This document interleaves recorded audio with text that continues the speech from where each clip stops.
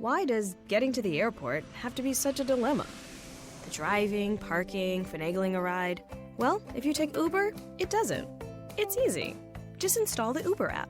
Enter your destination, confirm your location, and within minutes, a car will pick you up. Whether you're catching the red eye or taking off at the crack of dawn, you can request a ride 24/7. So avoid the hassle. Install the Uber app now and take your first ride today. Uber, the better way to get there.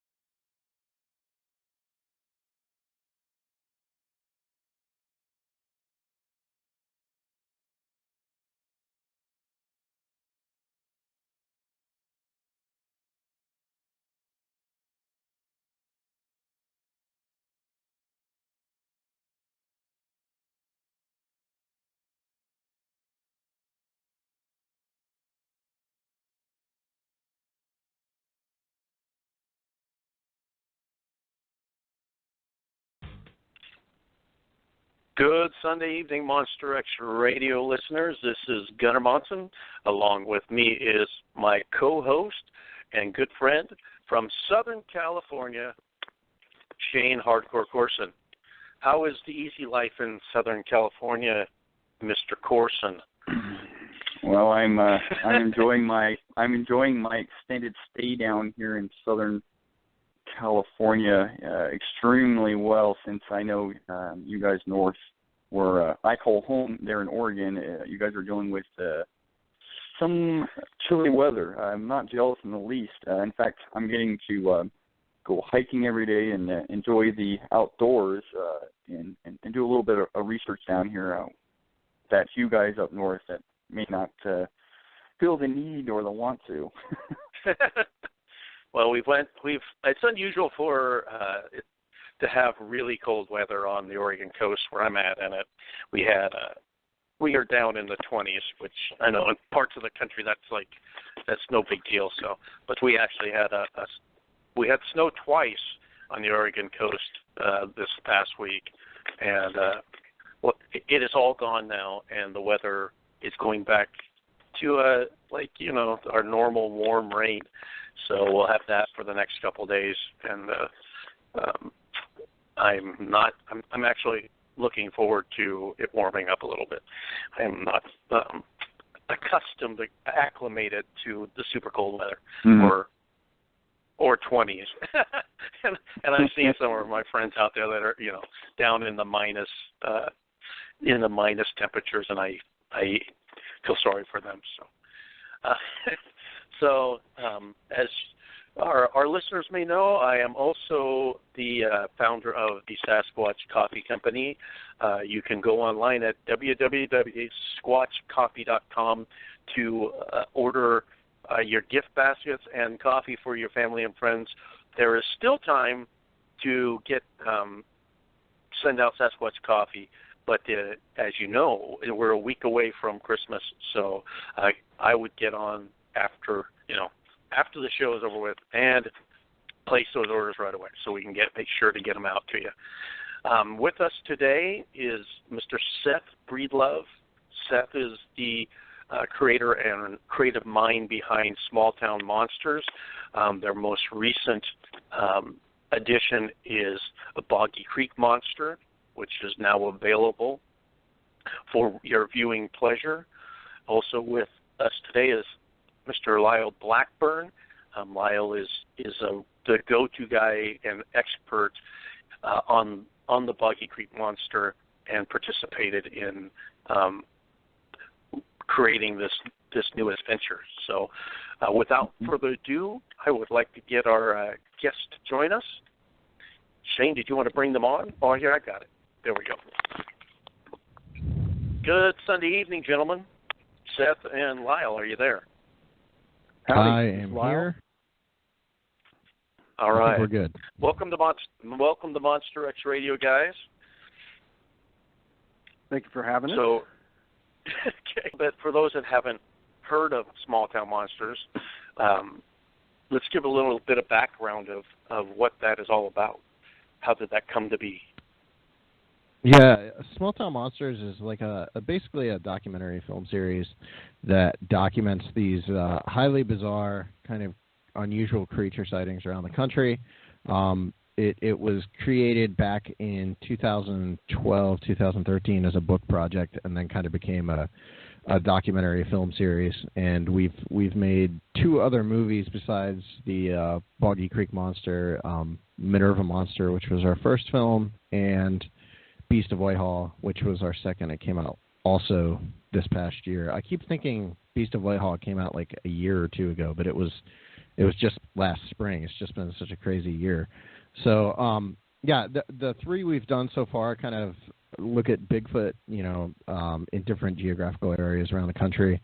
But we have other, topics we want to explore moving forward as well. So, it's basically a no-nonsense look at at historical Bigfoot sightings. So it was something I felt was lacking for a long time.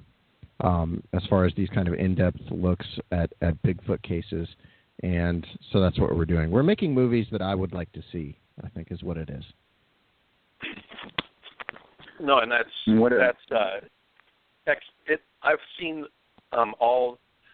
2 of them. I have not got to see Boggy Creek yet. It's on my soon-to-view list, and I think planning on actually watching it over the Christmas break. So, but both Minerva Monster and the Beast of Whitehall were awesome, well done, and like you say, they're done. They're not tongue-in-cheek. They are done like a documentary and professionally done.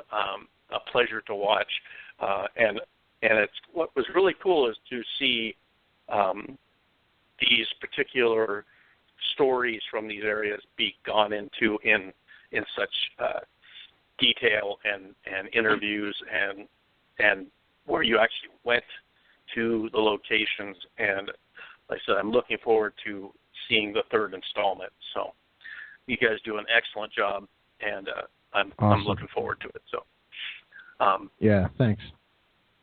You betcha. So Lyle, tell us a little bit about your background for those that may be unfamiliar with you.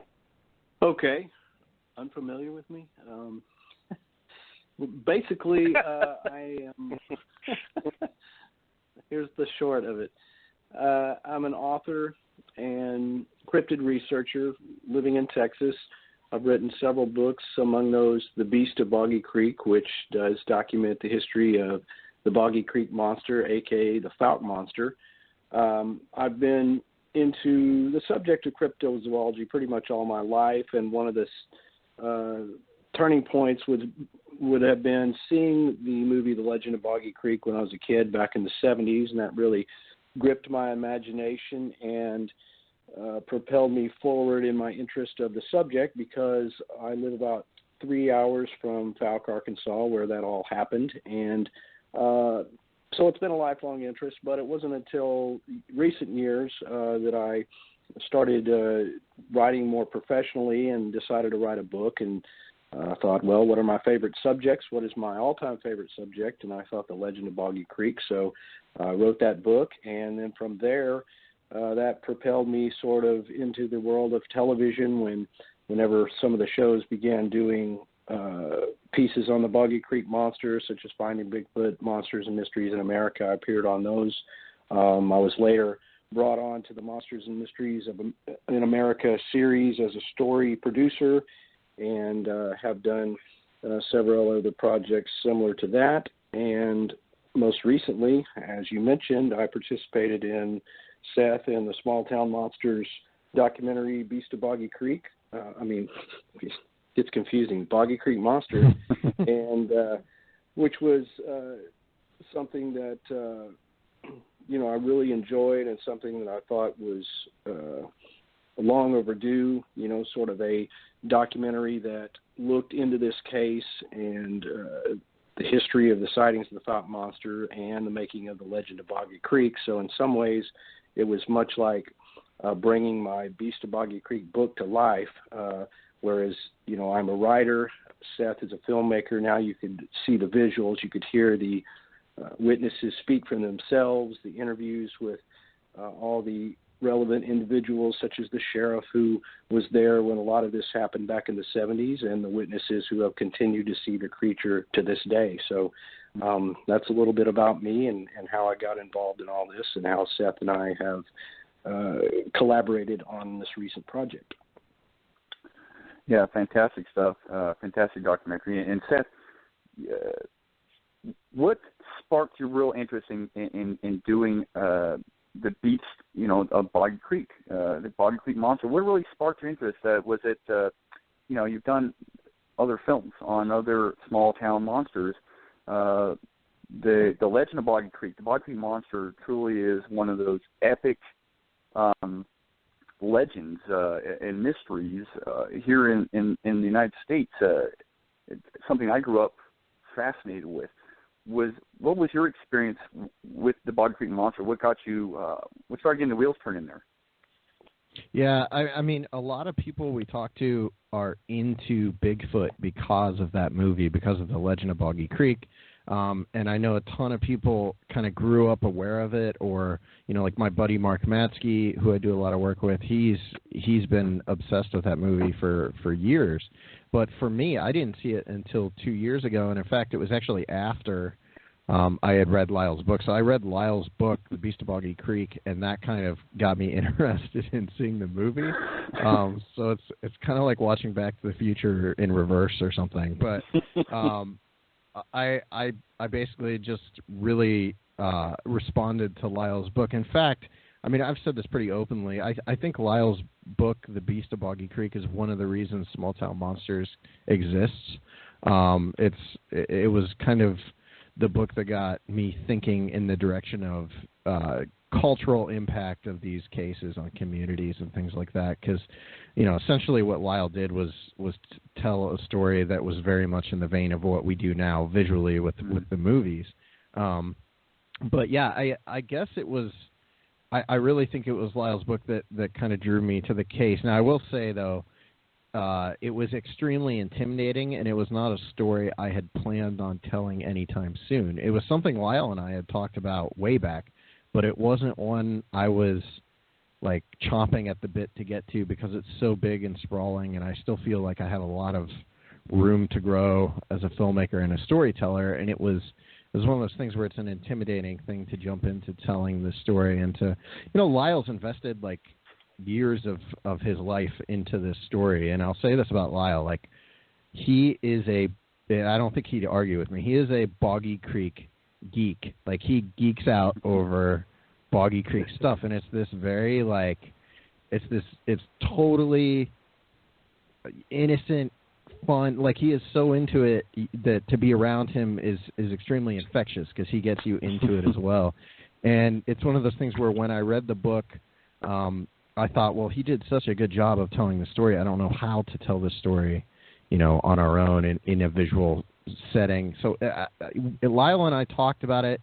We decided this was going to be the movie, and I spent the next year stressing out about how are we going to tell the story, because I just felt an extremely large obligation to not just Lyle, but to everyone, to the Crabtree family, to the Fords and Charles Pierce's family. It's like this massive group of people who you have to, at the end of the day, you have to feel like you do owe them, in a certain way. So it was a very intimidating story to jump into, but it wasn't something we took lightly, and I think we spent a lot of time examining how to tell the story and how to be respectful to everyone and still tell something that, advanced us as a company, as storytellers, advanced the storytelling and kind of took us to the next level, in terms of our filmmaking. So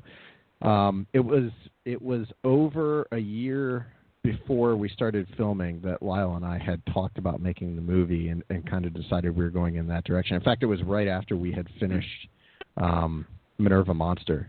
So it was on the docket. It was on the docket actually even before Beast of Whitehall, which has been out for a long time now. But we knew pretty soon after Minerva this is where we were going next. And I hope it's one of those things where I was waiting on pins and needles to see what the response was going to be, because you're just so nervous about how people will respond to the project. But that's kind of the long and short of it. Is everything's because of we took this as our next film because of Lyle. Mm-hmm. Yeah, but what a kind of a extraordinary and monumental move for Minerva, for Small Town Monsters, and yourself, because you've done, Minerva Monster and Beast of Whitehall, which are known, but not even on the same level as the Beast of Boggy Creek. Iconic. Yeah, I'm thinking it while you're talking. I'm thinking there's a couple of iconic stories that most everybody who's in Bigfooting, and if they're not, they shouldn't be, are familiar with, and that's the Patterson-Gimlin story and the Boggy Creek story, if you will, so the Faust monster. But, that's iconic, and you took on, and it was good that you did such a great job on the first two, but as you would expect somebody who wants to do the story justice, you found the person who is passionate about it in Lyle, and that was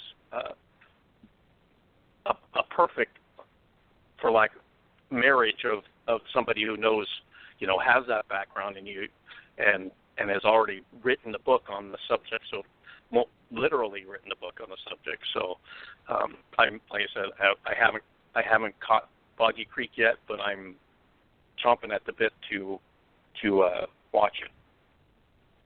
Yeah, Lyle did most of the work that I had done on the first two in terms of pre-production work. So this was also a little, I don't know, I wouldn't say easier, because at the same time I was able to mostly focus on how we were going to tell the story. But Lyle was the guy that had done the research here. So on Minerva and Whitehall, that was my, I spent months doing that stuff. Well, this is something where Lyle had spent years kind of researching this in advance. So it was his baby. Yeah, no doubt. The go-to guy, and what a privilege and pleasure it must have been having a friend and a colleague and an expert on the subject working with you on this film. How did that actually transpire? You guys had talked about it for over a year, and I'm sure Lyle loved your work with the first two films. How did that all come into being? And how did Lyle end up playing the narrator in the film? How did that all help transpire? Lyle can probably talk to this some too, but as I remember it, Lyle and I had talked about doing this project back when we interviewed him on my podcast that I used to do. Him and I had talked about potentially doing something relating to Boggy Creek down the road. As far as like how the creative process works between us, it was basically Lyle unloaded his vast wealth of knowledge on me, including like witness names and all that kind of stuff. Like, these are the people we need to talk to. This is, like, he gave me a very detailed list, and we would go back and forth on who we could get and who we couldn't get. When it came to the storytelling side of things, Lyle kind of let me figure it out for myself, which is good because anyone that works with me knows I tend to be independent almost to a fault. Like I have to figure these things out for myself, or I cannot. Like I can't wrap my brain around it. And there was this thing I wanted to do, and I can remember having conversations with Lyle about this, including the day before we started filming, that it was weird to try to explain to people. So Lyle's going to narrate the movie, but I also want to have Lyle on camera, and the narration is going to be in like this first person kind of storytelling perspective where we're seeing the Boggy Creek story unfold through Lyle's eyes, but he's also explaining this vast history that goes back to the 1800s. I mean, it's one of those things where I knew what it was going to be when it was done, but to explain it to other people was it was difficult to understand, I think, for some people. But Lyle kind of trusted me, I guess, enough to let me be insane and think we could pull it off. So, I mean, that's kind of the way our process worked. Was he just unloaded his research on me and then kind of let me go buck wild with the creative storytelling kind of stuff. Yeah, he basically threw up Boggy Creek all over you. Well, and that was the thing. I mean, he had created 2 well-made documentaries for a low budget that looked great, and I thought, I'm not going to. That's what he's bringing to the table. I mean, I've done all the research and can take you to the places and get you up to speed on all that, and I can surely narrate it. But when it came to the visuals and the approach, that it definitely was something that you don't want to compromise the artistry. And Seth knows what he's doing, and that's the reason I agreed to do it in the first place, because we had, like we mentioned, we had discussions about this, and even when we first met, we talked about our appreciation for these small town monster stories, not just the monsters themselves, but the impact this has on the local communities. And that's what I connected with, and we sort of were coming at it from the same viewpoint. We're just telling the story, and we're telling the complete story, and that's what I trusted that he would do, and what I had done in my book. And one reason that Falk has embraced the book so much, and it has influenced the town, because I didn't ignore, I took it in a serious fashion and so forth. So I knew Seth was the right guy to do it, and people have come at me with these ideas and approached me and wanting, even asking me when I'm going to remake the Legend of Boggy Creek and all this stuff. I'm like, it's not my specialty. So when as we spoke about it, I thought, this is the guy to do it. I saw Beast of Whitehall, and I thought, man, just getting better and better. So I left it in his hands, and it worked very well because we both brought our strong points to the table, and I think that translates to the best film rather than one person trying to, steer the bus themselves. It was a definite collaboration between ourselves and the other guys. The soundtrack and the cinematography all work together to make it a better film, and so that's really why it results in the good reviews it's gotten. Mm-hmm. Yeah, one of the things I really look for when I'm watching a film like this, a documentary, a story, something that's historical, has historical value, is I always look, who's behind the filming, who's involved, and one of the things that I see happening more and more nowadays with these sort of endeavors, these films, is a bit of fabrication, stretching of the truth, things that aren't needed in a lot of these documentaries. And the Boggy Creek, the Legend of Boggy Creek, the Boggy Creek Monster, it doesn't need it. I mean, am I correct? I think it's an amazing story with amazing people involved.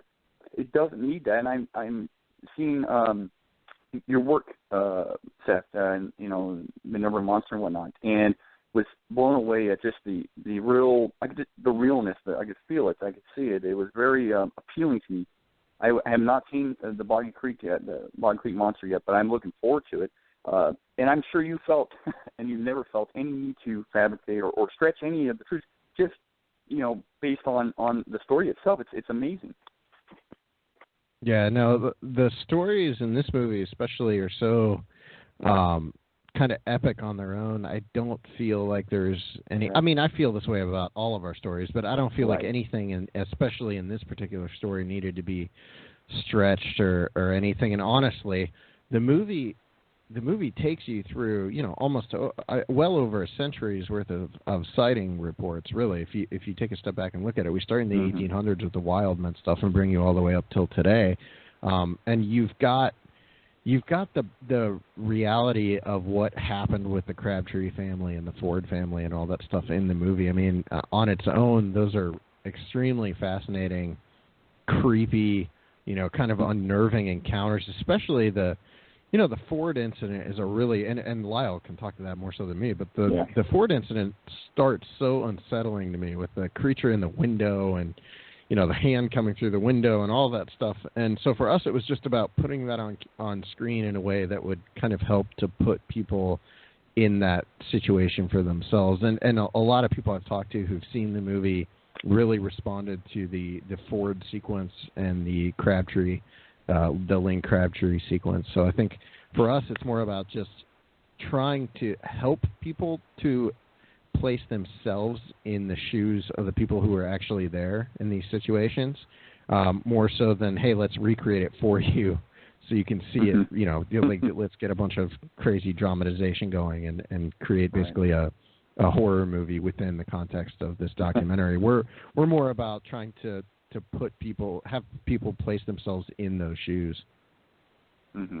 Yeah, you mentioned, Seth, earlier how you felt like you owed it to the Crabtrees and Charles Pearson, and so that shows a little bit of kind of makes it personal for you in the fact that you do want to honor those that were actually there, those that were involved, and that's to me that's honorable and also the way it should be.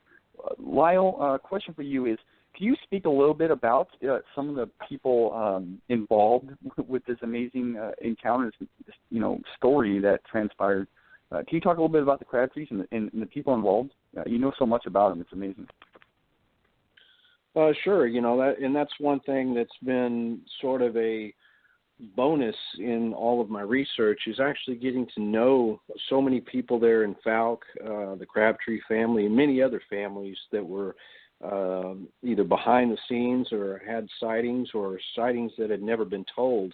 And as I got to know these people, it almost reinforced the strength of the case because, it's one thing to interview somebody you don't know one time and then take away from that what you can. But when you start getting to know these people and you can look more into their histories and personalities and things, and they stick to their stories, and they're slow to just unload this stuff on any stranger. So as they began to trust me, I began to really understand that they're telling the truth. What happened is what happened, and those are the stories. And the Crabtree family obviously has a long connection with this, going back to the legend of Boggy Creek. One of the seminal encounters occurred in 1965 by Smokey Crabtree's son, Lynn, who had a sighting there on the Crabtree property. And that was one of the things that was dramatized and told in the Legend of Boggy Creek movie. And, you saw Smokey Crabtree in the movie and his son, Travis, who played the part of Lynn, actually, in the movie. But, I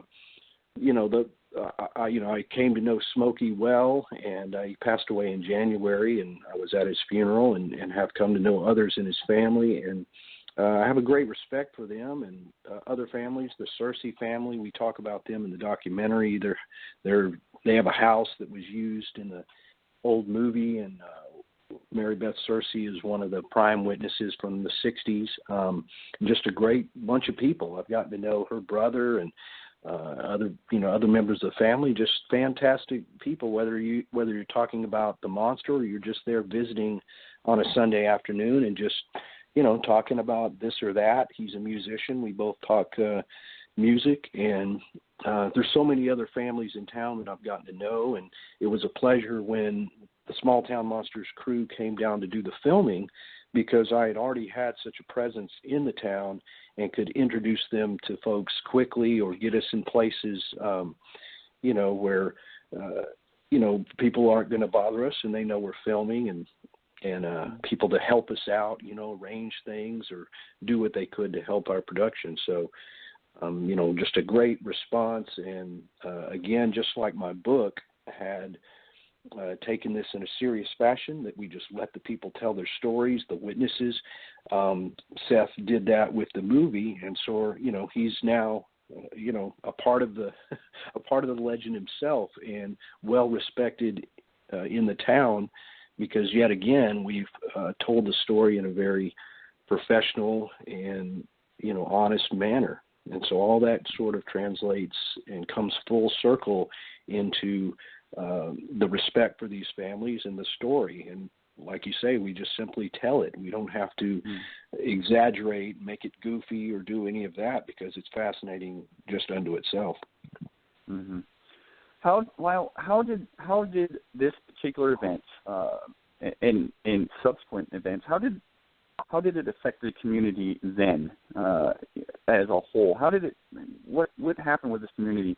I know the story well, and others not so much, perhaps, some of our viewing audience, but how did it affect the community?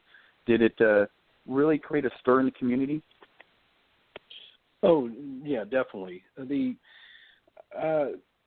first public knowledge of the Fountain Monster came in May of 1971, and that's when the Ford family had reported incidents of a creature creeping around the house. They ended up confronting it with a shotgun, and one of the members of the family ended up in the Texarkana hospital, and that ended up in the newspaper, and that's kind of where it all started publicly for this tale. And right from the get-go, once something was publicized saying that, people in Fouke had seen a big hairy monster, people started descending onto the town looking for this place. They wanted to see the Ford house, that, things like that. And this even brought Charles Pierce, who made the Legend of Boggy Creek, to town.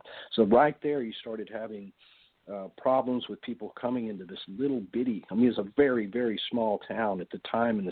Back in the 70s, it was a population of like 500 people. So that was already a problem. And then when the Legend of Boggy Creek came out and went on to become a sensation in the theater markets back in the 70s, this was drawing hundreds of people to the town, many of them armed, looking to, shoot the monster, themselves. And, that was a huge problem, because Fouke didn't have its own police force. They depended on the Miller County Sheriff's Office. And, obviously, a lot of these guys were pulling into town. They were, people were drinking. I personally know several guys whose dads went up and participated in these monster hunts, and people were trampling all over private property. Smokey Crabtree had a huge problem because he was a name in the movie, and people were coming down, literally just practically knocking down the gate to his property to try to see him or to take pieces of they would take pieces of his trees just for souvenirs. So, this is a very small problem. It's a very big problem in a very small town. And, it's something that is talked about in the documentary, even because we interviewed the retired sheriff, H.L. Phillips, who was the Miller County Sheriff at the time, and he talks about some of this. And my book goes into even more detail of people waking up and seeing people camping on their property. So, yeah, it was a problem on a huge scale. And if you look at a lot of these small town monsters cases, all over the U.S., this kind of always occurs, but the Legend of Boggy Creek was at such a magnitude because it had a huge successful movie about it that it just amplified all of these problems you can get when somebody in a small town reports seeing a fantastic creature. Yeah, Seth, what was your experience working with some of these townsfolk, some of the descendants of those that actually were there when things transpired, and of course, those that actually were there? What was your experience working with in the town as well? Yeah, I'm getting to a point where I feel a little more comfortable kind of in that role of talking to these people, but I don't think you ever get over the obligation you feel to witnesses especially, but to relatives and things like that as well, to let them just have some degree of comfort knowing you're not there to make a mockery of them or anything like that. That's always a huge issue. With Minerva, it took us months of talking to Howie before we could get him to kind of agree to come on and be in the film. But yeah, with this one, it was so my family is from like North Carolina. My dad's side of the family is from North Carolina, and I grew up down visiting the South a lot. And this was, in a way, it was almost like coming home or something. The people there are just extremely friendly. So just being around those people is pretty, they put you at ease. There was an interview we did on the last day at one of the homes where the family actually prepared us like lunch, like this lavish, huge, like Southern lunch. And so the crew was extremely happy with that. But I think you're always just trying to make sure that the people you're speaking to are at ease with you, not just so they're so they'll talk clearly on camera or be a good interview, but also just so they know that they have your respect and that you're showing them a certain degree of respect. I mean, Lyle could talk about that too. There's like a huge part of interviewing people is just making sure that the person you're talking to is comfortable with you. That way they're not, skittish or nervous talking to you. They can remember things a little more clearly. And obviously having Lyle with me, because that was a big part of the interviews on this film. It was something I've never done before. Lyle and I would actually stand together for interviews. So when we were interviewing someone, we were actually standing side by side talking to the person. So, which I'm sure in a lot of cases, other than Falk, Arkansas, that might have been a little unnerving for people. But since it was me and Lyle, and a lot of these people are very comfortable with Lyle, I think it put some of the people more at ease than they might have been otherwise. But actually, it was just it was an interesting way of interviewing subjects, because I would toss them a question and then Lyle could kind of build off of that question, or he could take the conversation in another direction. And so as far as like talking head interviews, that was how we handled that. And then we did 3 or 4, I think it was 4 actually, kind of handheld interviews where Lyle was actually standing talking to the person, to the subject, and we put them on camera in that way too. But yeah, for us, as far as like an interview, I think you're just trying to be comfortable around the people, make the people comfortable. And then as far as the town goes, this was, of the 3 films we've done, this was by far the one that I left feeling like I was at home there. Like the people were extremely welcoming. I mean, when we went back for the premiere of the film last month, it was kind of brought home even more so, because I walked back into the Monster Mart after however many months since we had filmed last, and this was my 3rd time down there, but I walked into the Monster Mart, and I had my mom and dad with me, and I'm there with Lyle, and I'm there with Brandon Dalo, who did the music and all this, and I'm like, man, this just feels like home. Like I walked in, I ordered a piece of pizza, I sat down, you talk. We're in there like 5 minutes, and a guy comes walking in and tells us his Bigfoot story, and it's very much like a very homey kind of. I love it down there. I really do. I love the town. I love the people.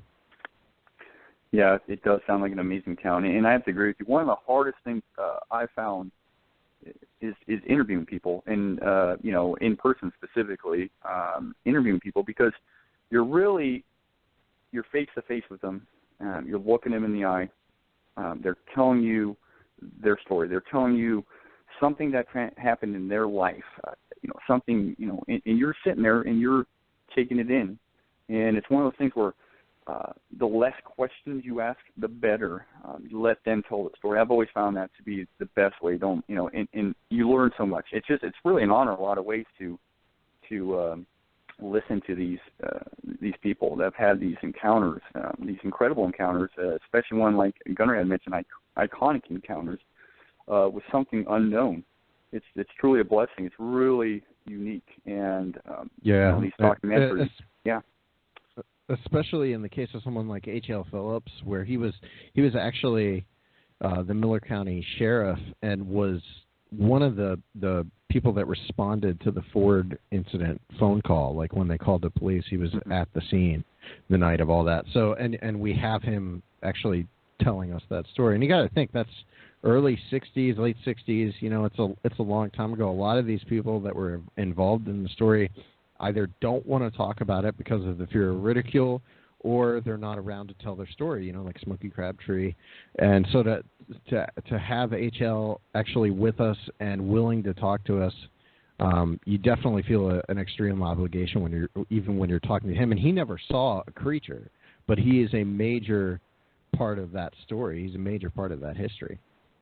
Absolutely. What was HL's experience? Not so much experience, forgive me, but what are his thoughts looking back on it? And I don't want to spoil, the film or anything, but just a little bit of insight into his experience. Lyle probably best answer that question.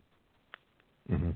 Well, Mr. Phillips, I first got to know him when I was writing my book, and I knew his name well because in reading a lot of the old archived newspaper reports, his name was mentioned because he investigated most of the early cases from 1971 on.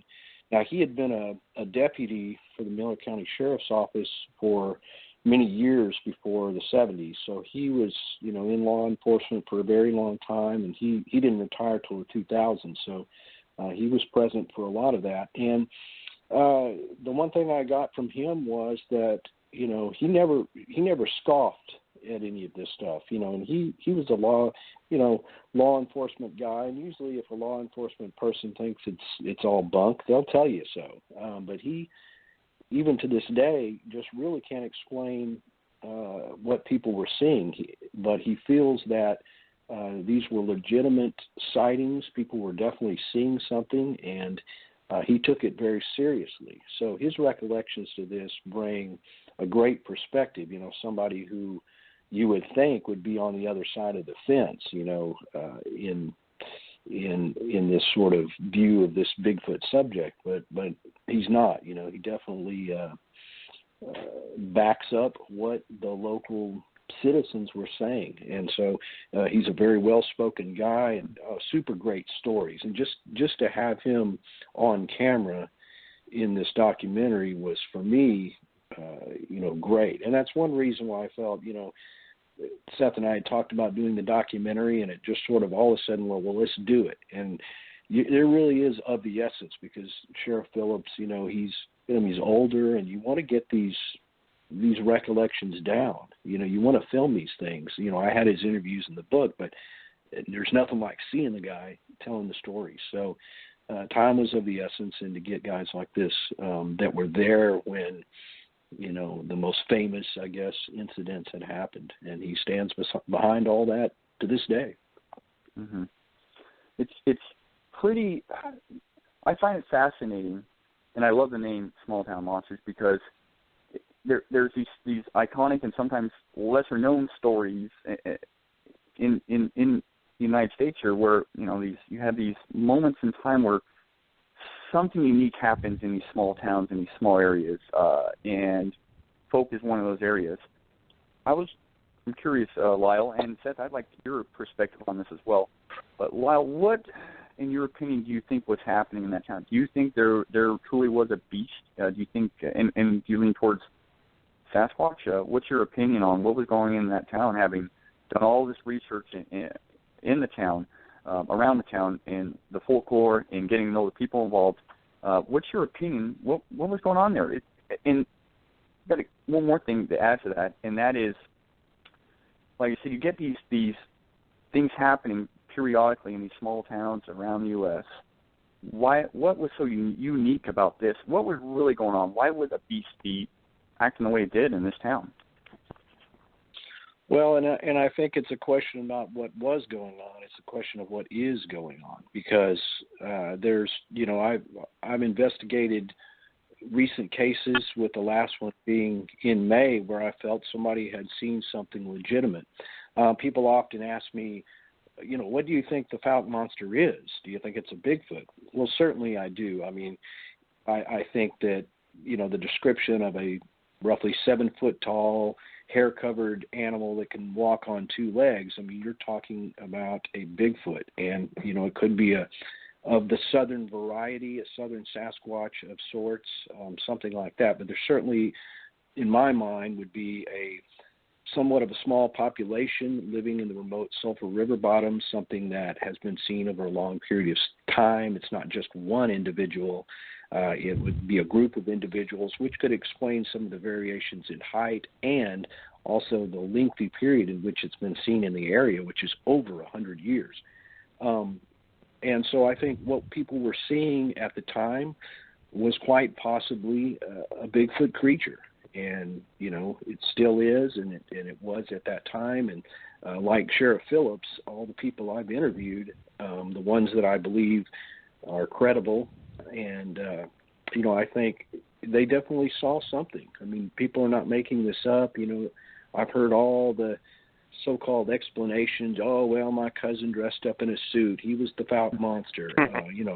Moonshiners made this up to keep people out of the woods, all kinds of nonsense. And while surely there could have been a person or two or several hoaxes perpetrated at some points, you have got such a long history of sightings, and you have, sightings by hunters in the woods where this thing has come under a tree stand or approach places like that. This is not, nobody in a suit is going to be that crazy. I mean, they may run across the road or something. There's definitely something to it, the phenomenon of the sightings. And, this is not just isolated to Fouke. There's a history of sightings all over the South and all over the U.S. of these sort of creatures. So, I think ultimately it's a Bigfoot, if anything, and that, it's a phenomenon that we're still trying to explain, and something that I thought is great to have the witnesses on camera. And when you see these witnesses in the film, and again, people I've gotten to know quite well over the last few years, some people that I've visited, dozens of times, and I'm telling you, these people are absolutely sane individuals, well-spoken individuals, and they saw something that I just simply can't explain, and you can hear it in their words in the film. So now, as to why the Beast has a reputation for being aggressive and why that sort of stands out, part of that is because, yes, some of these instances, like the Ford incident, the creature was creeping around and appeared to be aggressive, trying to get in the home, things like that. And part of that is based on the facts of those reports, and part of it's just based on the legend of Boggy Creek, which really did play up that sort of aggressive angle that the southern Sasquatch seems to have in that. So it's kind of amplified in many ways, and where in the reality a lot of the sightings were simply things running across the road or brief sightings, just your typical Bigfoot, where it's a very fleeting moment. You see something come out of the woods and quickly disappear. Not always one of the cases where it's chasing you or anything like that. So I think its reputation is somewhat sensationalized, but while at the same time there is some fear of the creature, and it has been known to attack. So who knows? Yeah, I think you brought up a great point. I think with these larger stories that they tend to get lost in the shuffle, the actual history that goes along with it. That it's not just a one incident sort of thing. It's actually a history, and still going on this day. And that's a great point, Lyle. Obviously, you know the history, and you're still getting reports to this day, and individuals still coming forward with stuff. So that's a great point. It's not just one event. It's happened, it's happening, and it'll probably happen some more. So, Seth, what's your opinion on what's going on? Do you share Lyle's what Lyle's thinking? Are you kind of on the same ship there? I think it's a guy in a suit who's been running around down there for 100. It's a good thing that you and Lyle not sitting next to each other, I think, right now. No, it's my cousin, man.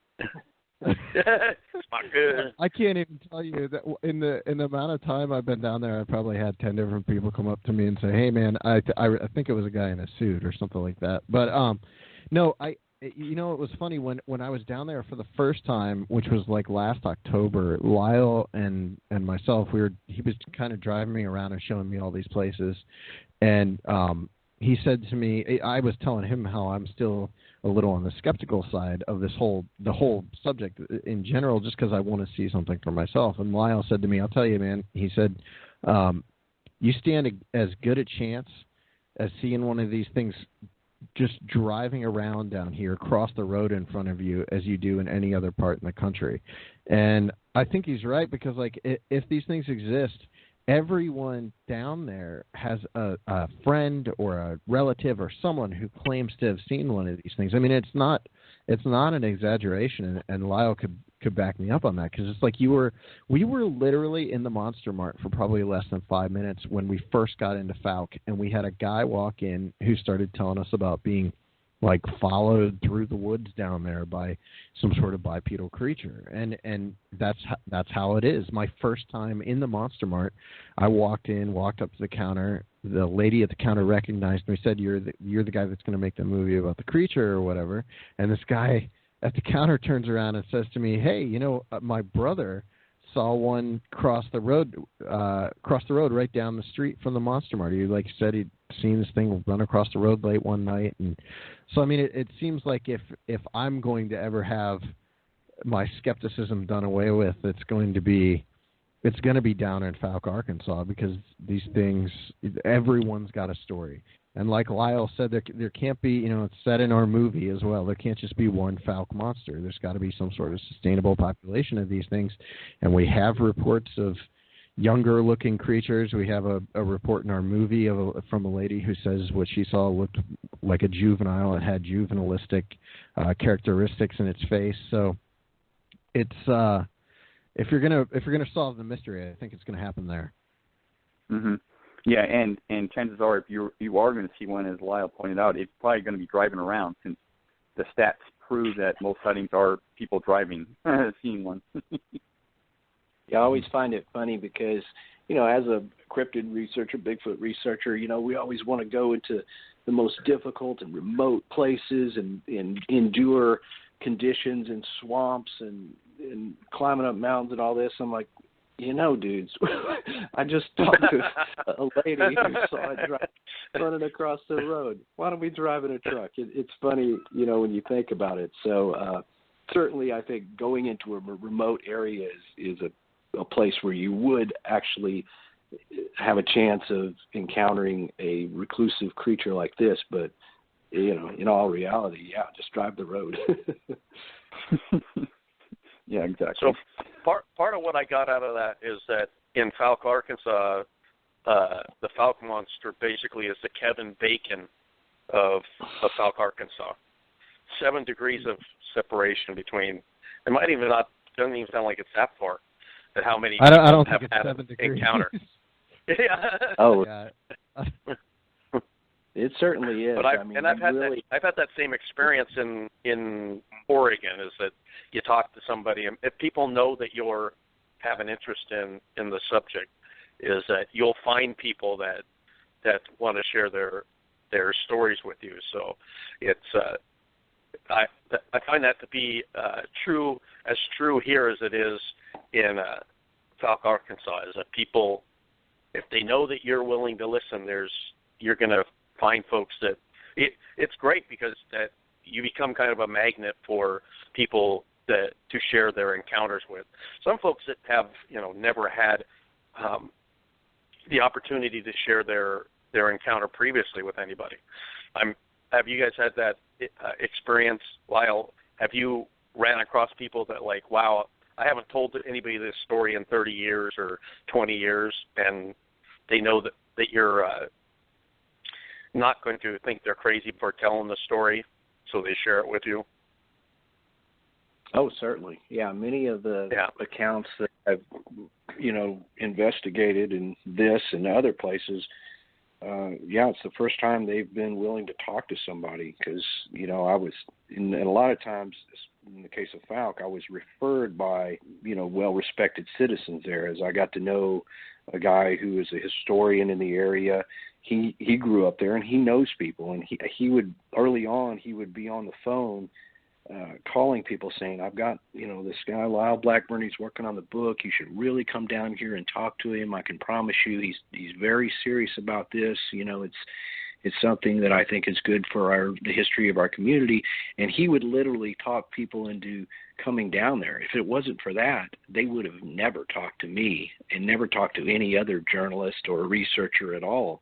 So you have to build some trust. And yeah, there's been many times where I was the first person that outside, the family and a few friends that they had ever told about these incidents.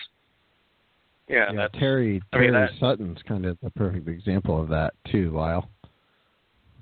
Yeah, Terry, and that's my favorite all-time Bigfoot sighting of anywhere. Not just because it's in Falk, but simply because Terry is of the utmost what you want in a witness. I mean, this guy is just, a very well-spoken, honest guy. He states the facts. He saw it at a very close range. His story makes sense. I've heard his story over and over. It's always the same. I know his family. His dad was there right after the sighting who can also back it up. Just some really fine people. And Terry, my book is the first time Terry's story has been told, and this documentary is the first time he's ever spoken on camera. And he simply said, because I know your approach to this, what you've done with the book, I'll agree to be in the documentary. And I said, Seth is the same. What he does in his films, we're letting you tell the story. And so that, I was just really excited that Terry's account was actually going to be told by Terry in the movie. Wow.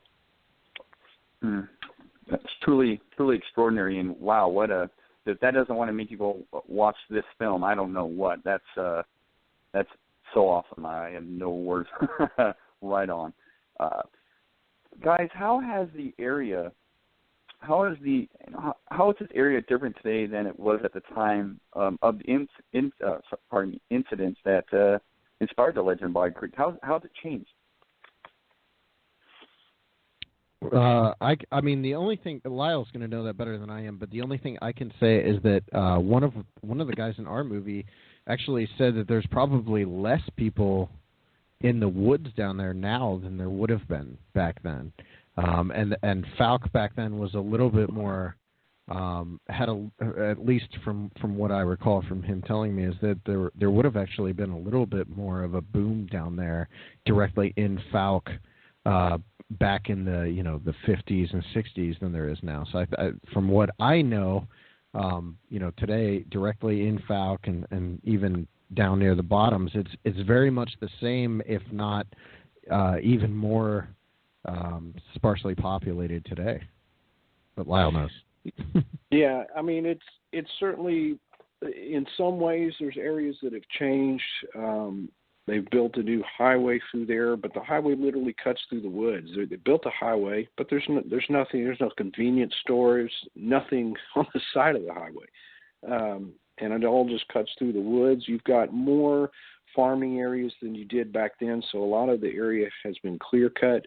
But at the same time, you've got 20,000 acres in the Sulphur River Wildlife Management area alone that is untouched, and a lot of that is just the bottomlands that thus far still flood in the way they always have, and it's not something you can develop. So while Falk is relatively close to Texarkana, which is a metropolitan area, it is still very much a world away, as we say in the movie. And that's a fact, is when you drive there, you kind of go not really back in time, but just into another portion of small town America.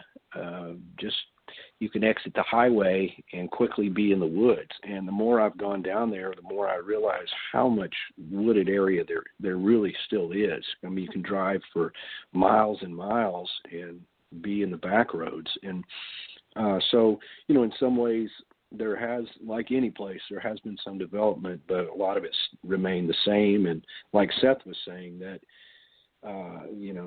in fact, there's probably less people because, as one guy points out in the movie, is a lot of people just aren't into going in the woods anymore. We got, direct TV and video games, and people just come after work and hang out in their house. So back in those days, in times past, that's what people did. They just went hunting and fishing or in the woods constantly, in the deep woods. And a lot of those encounters came from those, old timers that were down there, Smokey Crabtree and his family. They lived in the woods, so. Yeah, you got to remember, in the 60s and 70s, you're talking about rabbit ears were how you got TV reception. You didn't have, there were a lot of areas that did not, and there wasn't 10,000 TV shows. So there was 5 channels, and they were all in black and white, and you had to have the kid hold the rabbit ears just the right way to watch TV. So people didn't go to that much ever. They actually did, and kids went out. You grew up going and playing outside. So if you lived in Falco, Arkansas, you're talking about the outside being the woods. That was kind of what they did back then, as opposed to now, like you said, kids playing, having virtual reality instead of real reality. Right, which, I wouldn't, it's hard to say whether there was more sightings back then than there are now. There's certainly flaps of time when there's a bunch of sightings in a row. So, the one thing, why people say, you don't get just as many reports. Well, there's not as many people in the woods now, and, as it was back then. So, who knows? I try to put these and analyze the sighting trends according to all these things, but it's not a precise science, and it all just comes down to the fact that credible people still see a creature fitting the description in the area, and having seen the area, knowing it very well, and have traveled the woods and waterways, I think it's still quite a plausible situation for these creatures to exist down there. Well, like you said, you have reports on an ongoing basis as recently, you said, as May of this year. So it's not, not like there's no reports anymore. It's going to vary with season. It's going to vary with, always we were talking about that it takes two things to have a Bigfoot encounter, a Bigfoot and a human. So that's population variances and stuff are factor into that the number of reports and the frequency. Seth, one of the things that I really appreciate about your approach to creating these documentaries, that one, they are true documentaries. They're not mock-dramas, and they're not based on they're not documentaries based on actual events. These are the folks that were there, the folks that have lived in the area since then. And your approach is a very kind of immersive approach. You go to the area, and you have, at times, you're having to break down some resistance, because folks have seen how the subject is handled in a lot of ways by other media. How did you develop this approach of storytelling in the way that you have created these 3 to date documentaries? Yeah, I think that comes from newspaper reporting, which is what I did for about 8 years, and I still do freelance newspaper reporting here and there. So I've been speaking to people who aren't accustomed to speaking to press for quite a while. And what I learned very early on was just to talk to them, and listen more so than talk. So your job is to listen to them and let them tell their story, rather to interject, whatever my opinions are or whatever. So yeah, that's something that I learned with newspaper reporting. And then when it comes to this particular subject matter, the cryptozoology or paranormal or whatever we're focused on, it's putting them at ease and making sure that they know that we're not making a mockery and that we're not capitalizing on them either.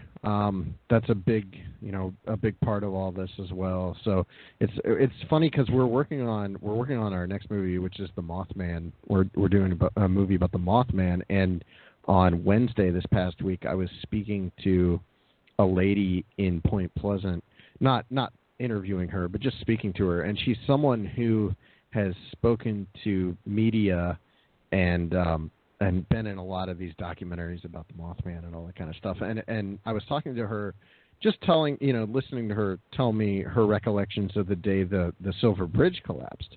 And I asked her in advance, ahead of when we're doing her interview sometime in January, and I said, am I allowed to broach this particular subject? And she said, you're the first interviewer who's ever asked me in advance if you could even broach that particular subject, because it's a subject that is extremely personal to her. It's something connected with the Silver Bridge collapse that affected her entire life, and I was aware going into it that I did not want to spring that question on her.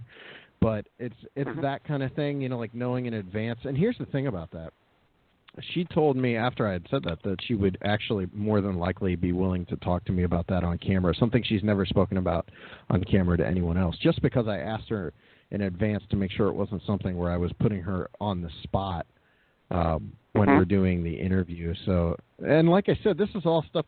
Lyle's approach to the subject is really similar to mine, and I learned a lot about how to do this type of thing from reading his book. So that's something I'm 100% sure that he is familiar with, and I can remember the very first conversation I had with Lyle, which was at OBC back in 2014, I think, and we were actually talking about kind of interviewing witnesses at the time, and that was something we kind of talked about, was that idea of letting them talk more so than you. Just learning to listen is kind of the biggest part of conducting these interviews and making the films for me. And again, like, it all boils down to the Small Town Monsters movies are movies that, as someone who is into these subjects, but does not consider myself, I'm not as out there as you guys are. I don't go out in the woods and knock on trees and all that stuff. Do the actual research that you guys put the time in to do. I don't do as much of that stuff as you guys do. So I wanted to make something that was much more in line with what people like you would want to see, because I wanted, I'm sure you guys are as sick to death as I am of some of the Bigfoot entertainment that's out there.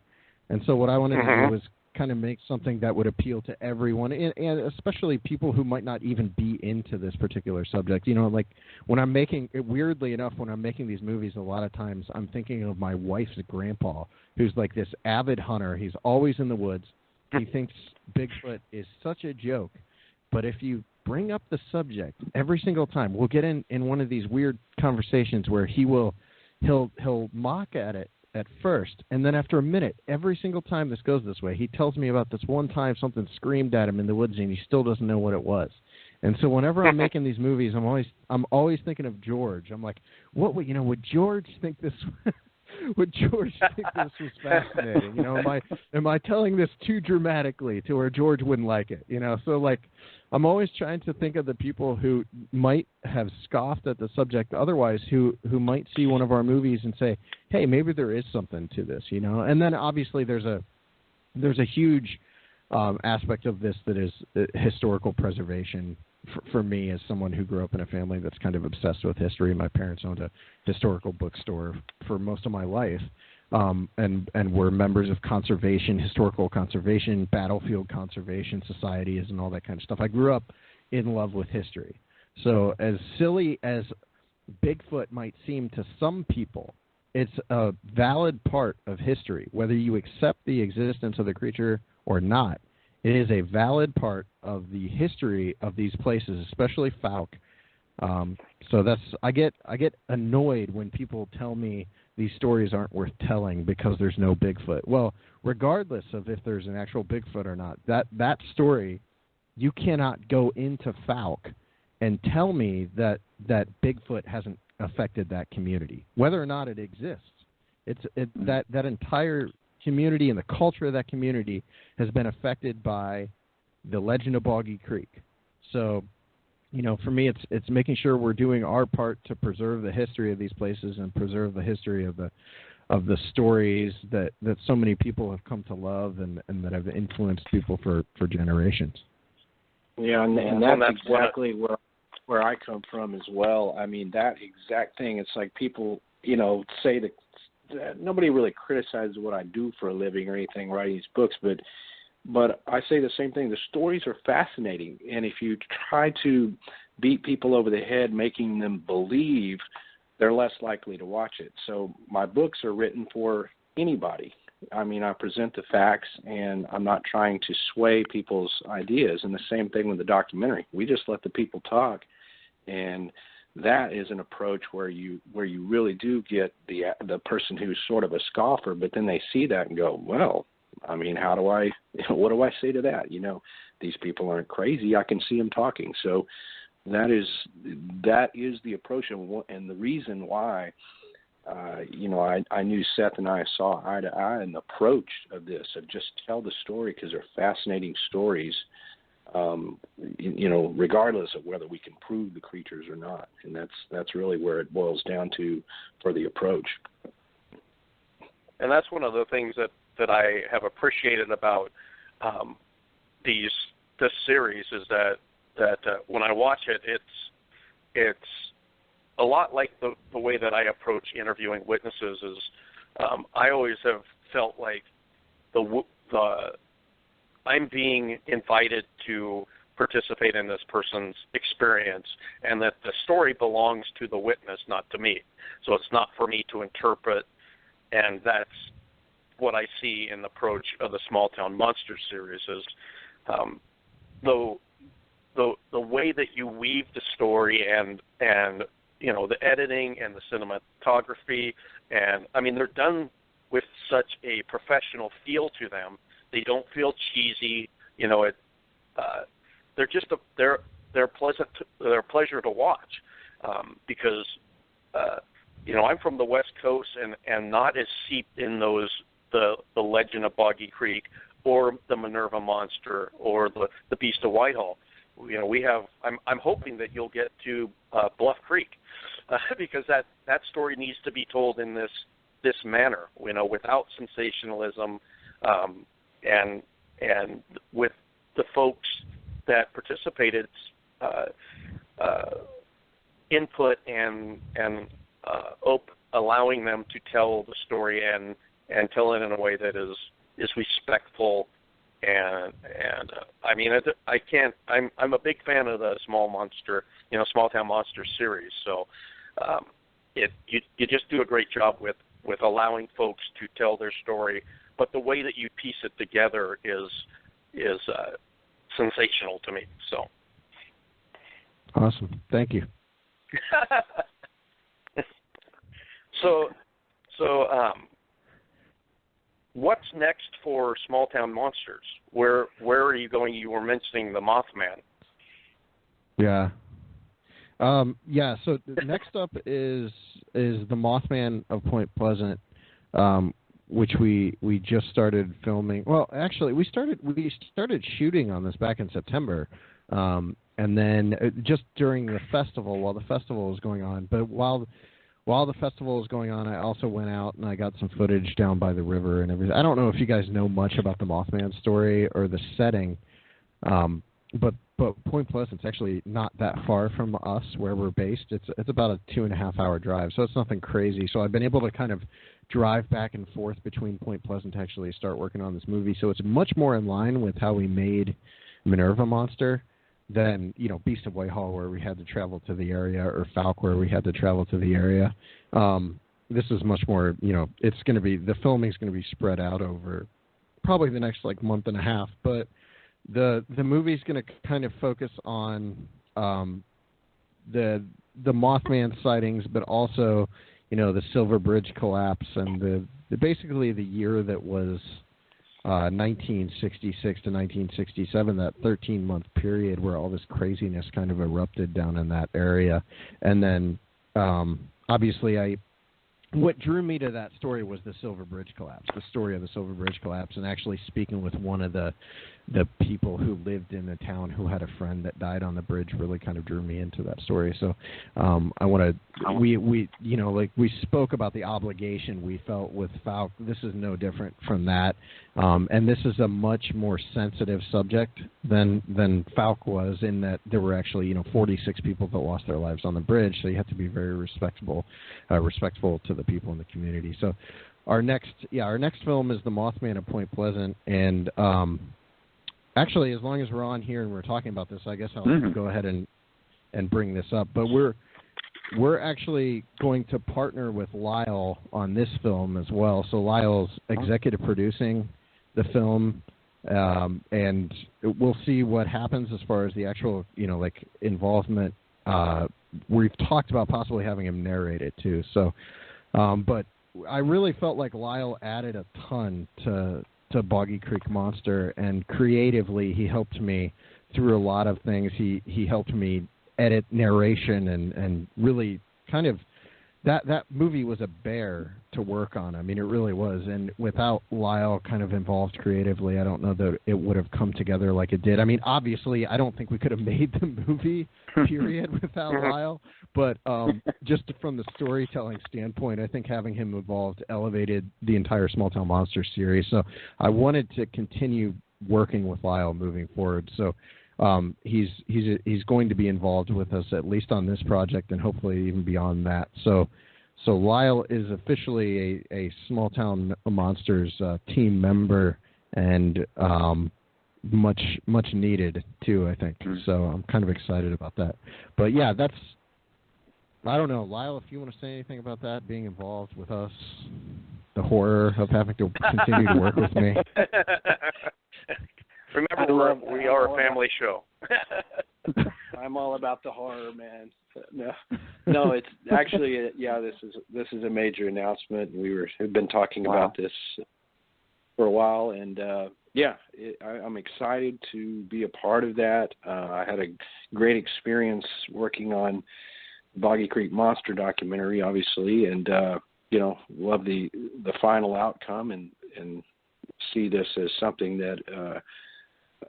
As far as me having a foot into films, which I've always kind of, been looking out for, but it's not something I could spearhead on my own. I'm busy on some other projects, but this is a perfect way to collaborate with somebody who's already doing great stuff and team up and to continue, to bring these great documentaries to the world. So yeah, it's a great honor to be a part of this, and looking forward to the Mothman. I've been up there to Point Pleasant several times, and one of my favorite spooky cases, and certainly applies to the most famous of Small Town Monsters cases. So yeah, look forward to that going forward.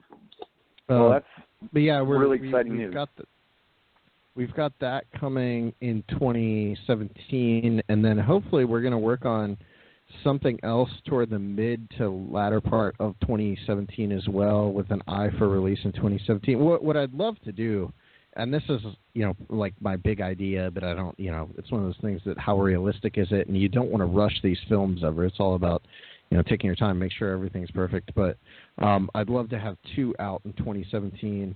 So that's kind of for sure the Mothman movie. We're launching a Kickstarter for everything we're doing work-wise in 2017. So it's going to, the Kickstarter we're launching in February should kind of encompass everything as far as the Mothman. And we're putting out a book that's actually going to be like a travel guide at some point. We're starting to work on that. So that's on the docket. And then we've got, a second movie that I'm eyeing to start shooting hopefully next summer. It's a story that I'm kind of in love with, and I'm hoping to have a couple things, what do you call it? Eggs on the pan? Is that a saying? Eggs on the pan? I just made it up. It is now. Yeah. So I will, going forward, I will use eggs on the pan. What are you doing? I've got 3 eggs on the pan. So.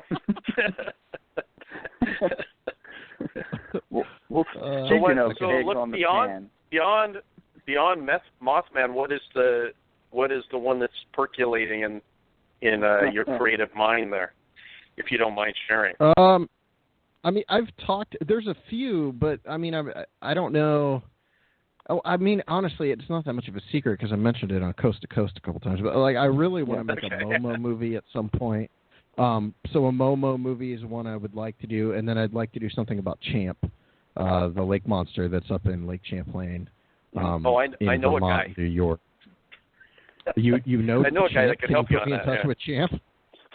Oh, who is it? Will? Well, Scott Martis. Yeah. Okay. Yeah. Scott. Yeah. He's supposed to be. So a good I'm guy. sure you're I familiar haven't with met Scott. him. Oh I haven't Scott got to was- talk to him, but I've. We can hook you up. Cool. Shane, did you have a question? Yeah, Sorry, I did. Well, I step wanted to on you. I wanted to mention because it hasn't been mentioned yet. But Boggy Creek Monster was an official selection of the Hollywood International Independent Documentary Awards for quite a few things. Best feature, best narration, best score, best cinematography. I mean, that's quite an accomplishment, Seth. And kudos to Lyle for his part in it as well. I mean, that's something. I see a progression here of really just neat things, great documentaries, and I think it's finally being recognized. Yeah, that was actually we won for those. So that's for us.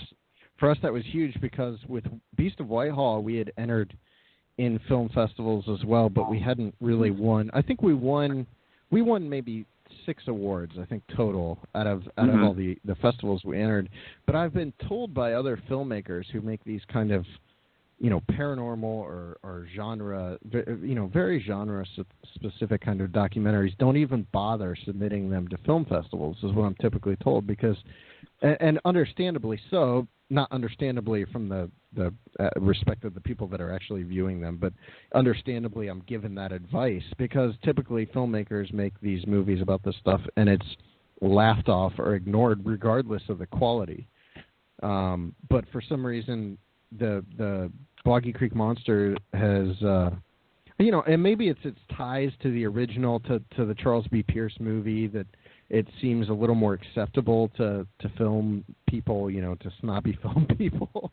But it seems like it's going to be.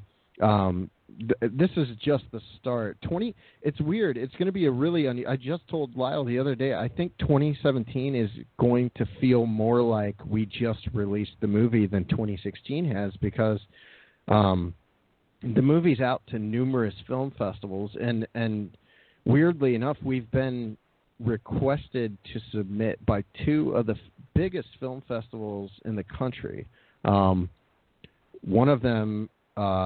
I don't want to tell either of them in case they don't accept us, but they both they both requested us to actually submit to them, which is kind of cool because that doesn't happen for films, especially small films, to get asked to submit. And the one film festival, actually both film festivals are Oscar qualifying film festivals, so they're major kind of Hollywood elite kind of film festivals. One of them is a little smaller than the other, but the other one is massive, as in Martin Scorsese's done their keynote speech a couple times, and this is the film festival that actually asked us to submit. So, and that's just happened in the last couple of days, so I don't even think I told Lyle about that. Wow. You heard it here first on Monster Trader. Yeah. Stuff like this does happen so fast that you can hardly communicate fast enough, as it goes, which is good. I mean, that's the train rolling, and the testament to the fact that they're good films, because people are actually paying attention, even though it is a Bigfoot film. So all the better. Yeah. The movie came out at a strange time too, because we were up against the election news and all that stuff. So it was a movie that I think for a lot of people, Boggy Creek Monster might have slipped by. But it's also been one where I never really had a concern about that. I've always known that this will kind of percolate and, it'll find its audience outside of just our supporters. Our the people that buy our movies and support our movies and support the Kickstarters and help us get each movie kind of going are always insanely supportive. As soon as something comes out, they're there for us.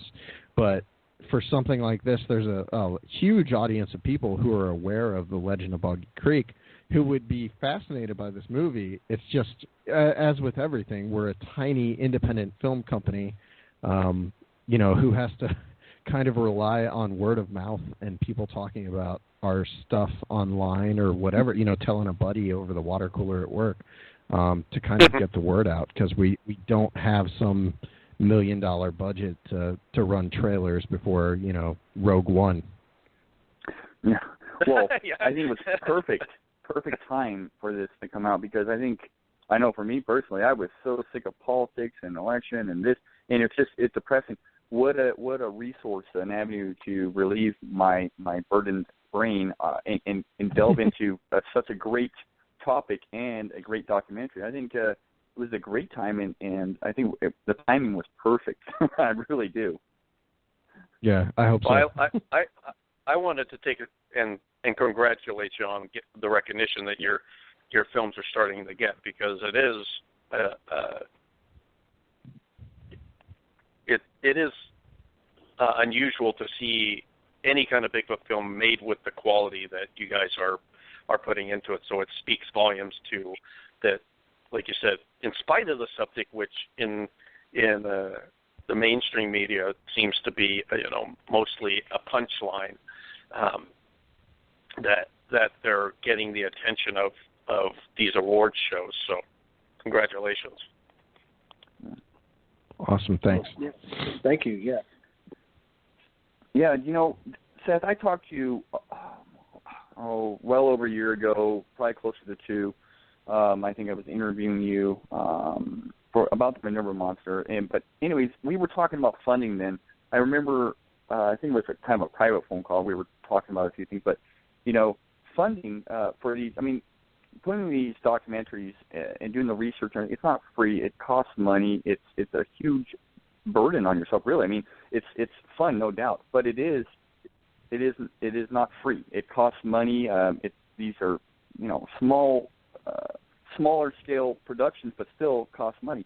How are you seeing things getting a little bit easier since you're getting a little bit of notoriety, or is it still as difficult putting these together? I think for any independent filmmaker, any independent content producer of any kind, it's always going to be a challenge, a huge challenge of it. Even Boggy Creek Monster, we ran the Kickstarter for that and raised the most money we've raised on any of our Kickstarters, and it was to a lot of people involved or not involved, it probably seemed like a lot of money, but I think we raised $17,000, but like with our Kickstarters, we like to flip the rewards back to the people that back. So if you're backing at a high level, you're getting basically the amount of merchandise or whatever our rewards are back that you put into it. So that's something I'm always really conscious of, because I back Kickstarters a lot too, and I've backed Kickstarters where I felt like I got ripped off. So I'm always really conscious of that when I'm backing these campaigns, and when we're creating the campaign, we go through all that kind of stuff. So with Boggy Creek Monster, I think at the end of the day, the movie was probably made for anywhere from $6,000 to $8,000. Which, if you've seen the movie, it's a feature-length movie. Jeez. Yeah. It's a feature-length movie, and it's a movie that I had to take a crew of what was our crew, Lyle? 5. I had 5 guys. Including myself, and then Lyle was down there. So that was kind of the official crew, and then a buddy of mine came down with his son, Mark and Andy came down. And so, with everyone, we probably had 9 guys down there or more, 10 guys probably, working on this film down there. And we had rental equipment. We went out of our way. We really wanted this one to look better than our other films, so we rented a cinema camera. We rented this really great low light camera called the A7S II. We had gimbals. We had, we had rental vans and hotel costs and all kind of stuff I'd never had to deal with. But so I don't know that it's gotten easier. I think what I'm starting to learn is how to flip one movie into the next. So our proceeds from sales on one movie, we kind of flip into the making of the next movie. So that's what I'm I'm trying to fund Mothman right now out of my own pocket. So I'm making Mothman with my own money. And then we're going to run a Kickstarter probably, right at the beginning of February 2nd, we're running a Kickstarter for that one, and I'll kind of use that to help fund the post-production. But honestly, I kind of have fun with the funding of these films. It's kind of, it's a really interesting part, and I think you learn a lot, you learn a lot just about filmmaking and how to deal with budgets and all that kind of stuff. But I think what we're learning is that you don't need $100,000 to make a good movie, a good documentary. That's a number that I see thrown around a lot is 100. To make a really good, high quality documentary, you start at $100,000.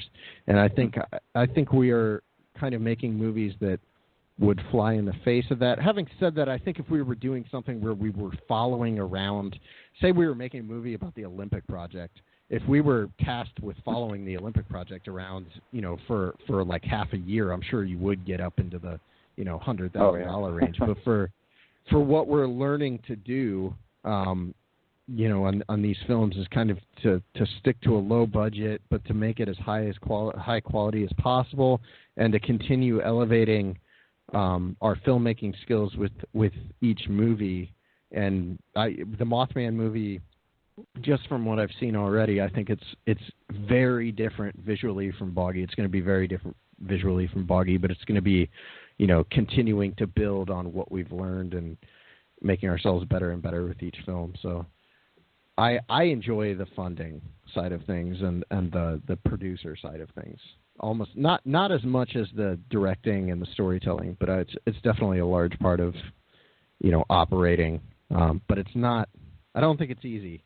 I don't think if we had an audience of 1 million, it would be any easier, unless we had some funding, some outside funding coming from some like anonymous donor who is just giving us thousands of dollars. Just because no matter what, like the way I operate, if we were given more money, I would probably just use that to flip into the movie itself. I'd rent a helicopter and get crazy aerial footage, or I'd use it somehow in the funding in the making of the movie. Mm-hmm.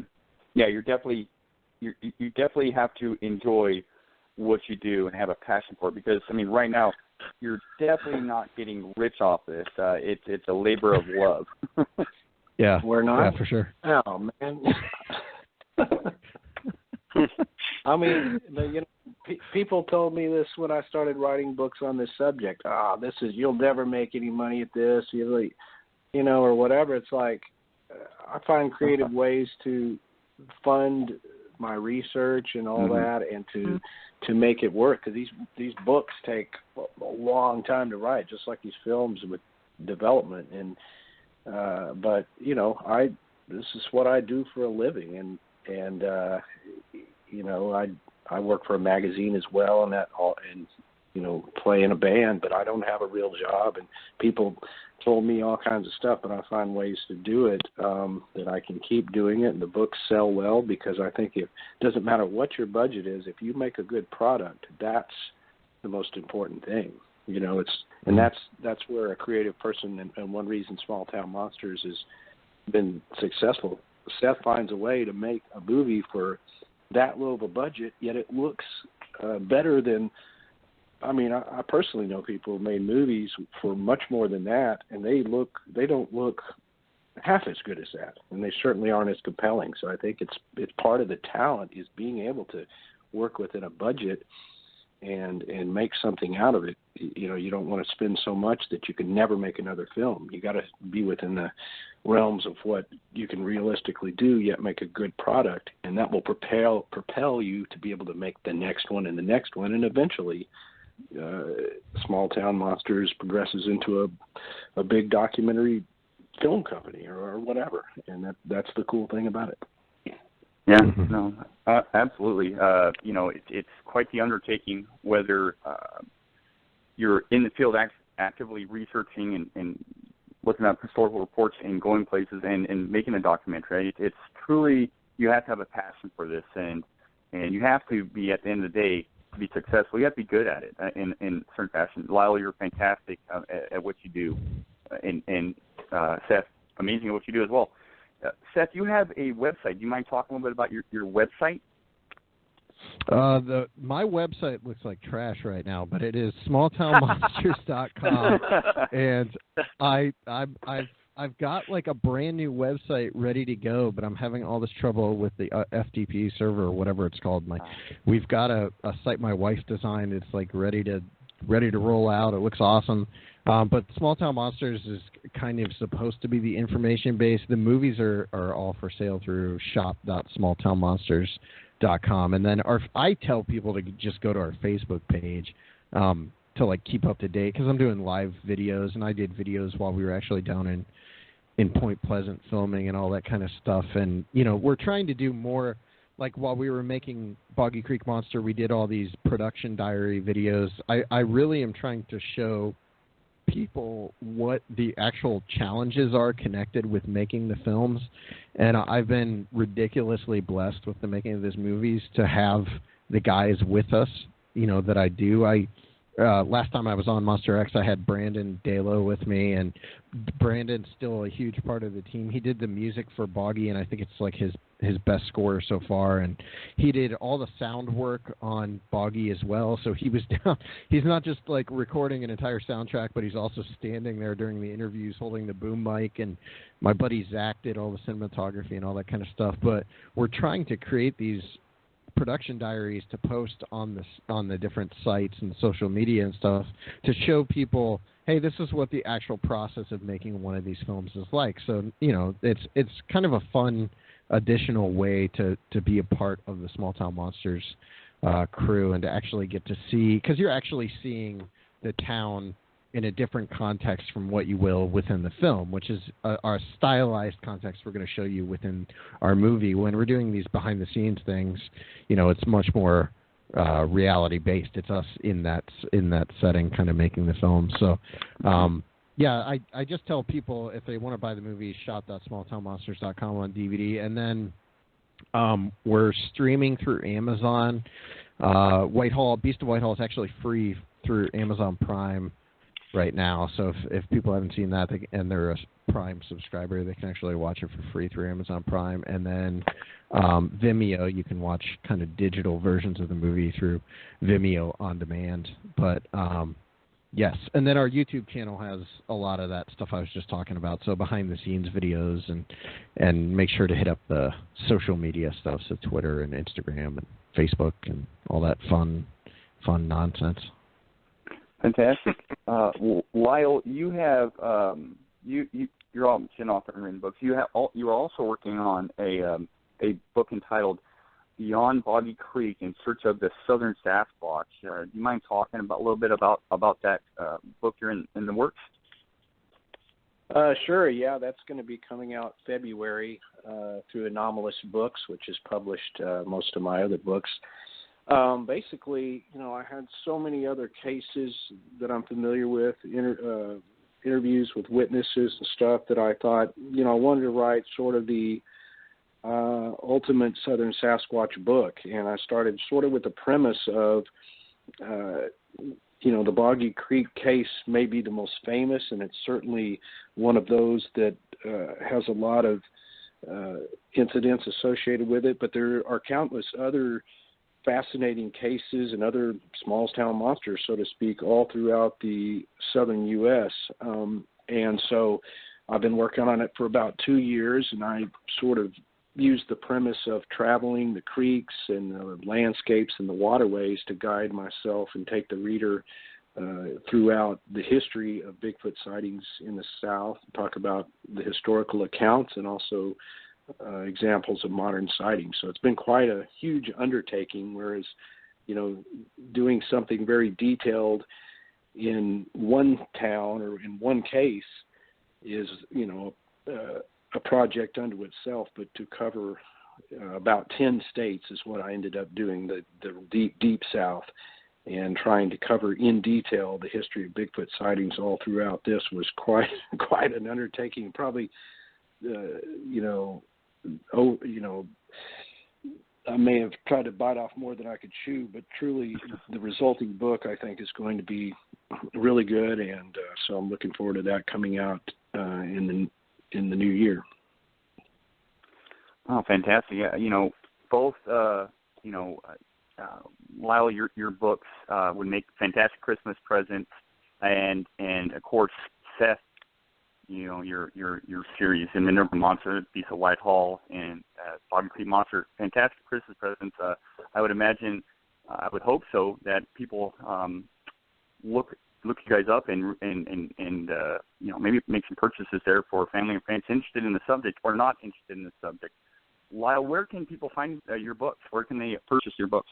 Well, my books are available in all flavors. You can find them on Amazon.com, BarnesandNoble.com, iTunes in the ebook format. You can get that in Kindle and Nook. If you would like autographed copies, you can get that through my online store, which is monstrobizarro.com, or better yet, just go to my website at lyleblackburn.com, and that will provide links to all the pertinent information about where to buy the books, or, of course, there's links to buy the documentary and all that sort of stuff. So, yeah, just check out lyleblackburn.com. Fantastic. And Lyle, also, do you have any upcoming appearances? I know one particularly because I spoke there this year with the International Bigfoot Conference. I've heard that you're going to be a guest speaker up in Washington for that conference come next year. What else have you got going on for this upcoming year? Yeah, quite a few appearances lined up. So far, there was talks of a Nebraska Bigfoot conference in February, but I haven't firmed up the details. I thought that was an interesting one, but I don't have details on that one, unfortunately. But I'll be doing a book signing in March, on March 16th, at my local library, which is in Bedford, Texas. That's going to launch my Beyond Boggy Creek book. I'll be a guest at Texas Frightmare Weekend in Dallas this coming May, it's a horror convention, but we're also going to screen the Boggy Creek Monster documentary, and that convention draws more than 10,000 people. It's quite a big one. I'll be a speaker at the Ohio Bigfoot Conference this year, which is a great honor, and my second time to appear as a speaker there. And like you said, in September, the International Bigfoot Conference. The week after that, I'll be in Kentucky at CryptidCon.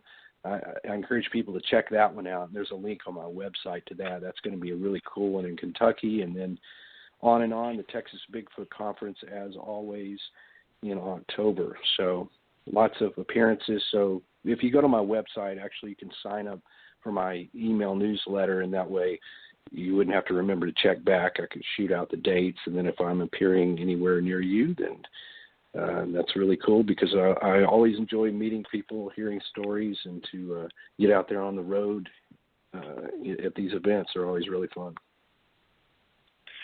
And besides, if you're looking for, we're going to go ahead and post the links to the Small Town Monsters and Lyle's information on the Monster X page, so Monster X listeners can find it easily.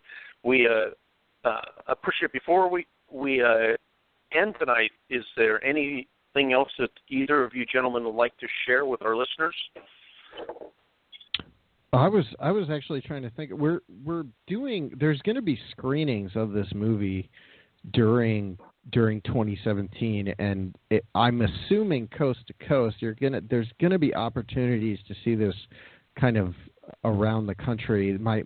I would think the only thing you would need to do, though, is just keep an eye on our Facebook page and stuff like that for more information. Because right now, other than we're definitely screening it at Eric Altman's Pennsylvania Bigfoot Camping Adventure, which is kind of a cool setting. He does this camp out in PA, and I can't remember the name of the town, but he does this camp out, and we actually show the movie outside, and they do like a Bigfoot hike afterward and all kinds of stuff. So I'm actually going to be at that, and that's in early May. But other than that, off the top of my head right now, I know I'm doing a Boggy Creek Monster, Beast of Whitehall, and Minerva Monster screenings in San Francisco at the Bigfoot Bonanza, which is kind of my first jaunt out to the West Coast, and I'm doing. I'll actually be at that event with Cliff Barrickman, Craig Flippy, and Kathy Strain, which I'm insanely excited about finally getting to meet Kathy Strain, because she's like one of my heroes and all this stuff. I've been a huge fan of hers for a long time, so I'm pumped to meet her and Bob. But that's taking place in March, I think March 11th and 12th, and I'll be speaking at that a little bit too. So I know Kathy is actually going to precede the Boggy Creek Monster screening the one day. So she's actually going to speak and then kind of be the lead-in to Boggy Creek Monster. So that should be a really cool kind of film festival / Bigfoot conference that's going on in San Fran. And you can just look them up on Facebook or keep an eye on our Facebook page. We've been sharing links to their stuff a lot. Well, thank you, gentlemen, for joining us here this evening on Monster X Radio. We look forward to. I know I'm going now. I'm really chomping at the bit to go watch the Boggy Creek documentary. After having the opportunity to talk to you guys about it, I was thinking that you almost couldn't have done this documentary without including Lyle. And I mean, it would have felt kind of like, where the heck is, here's the guy that is the expert on the subject, who's immersed his life in the Boggy Creek story, and so it was a huge, brilliant move to work with Lyle, and it's cool that it's worked out, that you guys are working together going forward, because I'm sure as you progress through the first one was good. Minerva Monster was excellent. The Beast of Whitehall also was excellent. So it'll be cool just to see as you progress. And like I said, folks, you should watch for the crowdfunding efforts when they get posted, and be sure and jump in. Always cool benefits for the people that contribute to the funding of these movies. So, gentlemen, I thank you again for joining us this evening at Monster X Radio.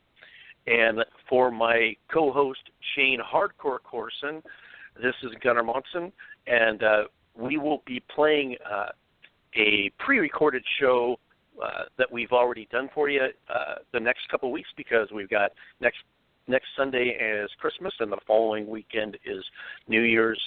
And hope that everybody has a great Christmas, and be safe out there when you're traveling to and from your holiday destinations. And don't drink and drive, don't text and drive, and have a great time. We'll be back live with you the week of January 8th, I believe, is the next live show. So, for all of us at Monster X Radio, have a great Christmas, and we'll see you soon.